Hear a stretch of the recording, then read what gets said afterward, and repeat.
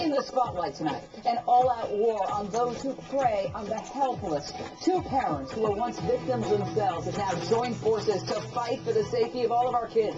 As two of the nation's leading child advocates, they are here on Issues Tonight to announce a new, groundbreaking effort called It Takes a Community. I am so honored to have with me the national spokesperson, Erin Runyon. Her 5-year-old daughter, Samantha, was tragically abducted and murdered by a known sexual predator. And Ed Smart, his daughter Elizabeth, was abducted from their home but miraculously recovered 9 months later.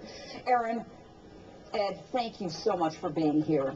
Thank you for having us. Thank you, Dean. Erin, you suffered the ultimate horror of losing your precious, beautiful daughter. How does this new concept you've created train kids to protect themselves from abduction?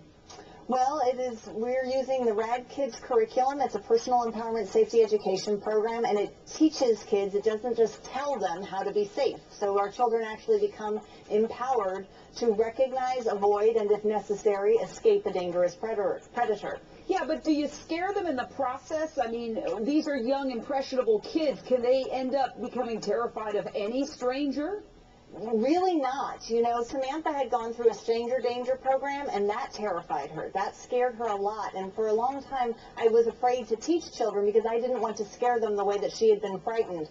But the truth is that with RAD Kids, what I have seen is that children come out of that feeling like the boogeyman was taken away. They took away his power because they now realize their own power and ability to stop them. Samantha was told to skip, scratch, and kick and scream, but she wasn't told where to scratch and kick. And when we actually teach our children and practice with them, they learn how to do it.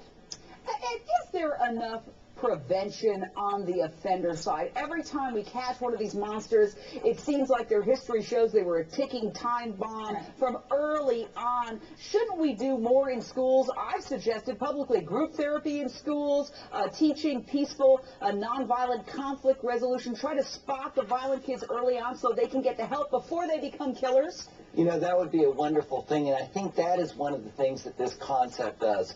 It's about taking internet safety, the RAD Kids program, including the parents into watching their neighborhood, and also Child ID, wrapping it all into one program. We're trying to get it into the school system so that our children can have an idea. I think the biggest #1 issue is that children don't know how to say no. They don't know that it's not right for somebody to touch them in the wrong place or how to deal with the situation.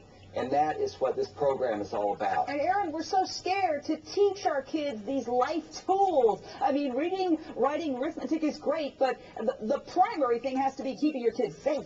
Exactly. You're absolutely right. You know, we teach our children to buckle themselves in a seatbelt, but we don't teach them how to get away from somebody if they try to grab them. And the fact of the matter is that 90% of crimes against children are perpetrated by somebody the child knows and trusts. And that makes it so important to do just as Ed said, to say no, to resist that first attempt to be inappropriate with that child. Children need to know that grown-ups don't ask kids for help. That grown-ups, should not touch them no matter whether they're nice or not. As soon as they're inappropriate, that makes them a bad person and they get to run and tell. We have to leave it there. You are both my heroes. Come back soon. Meantime, a massive search for an 8-year-old child missing in California. The update's next.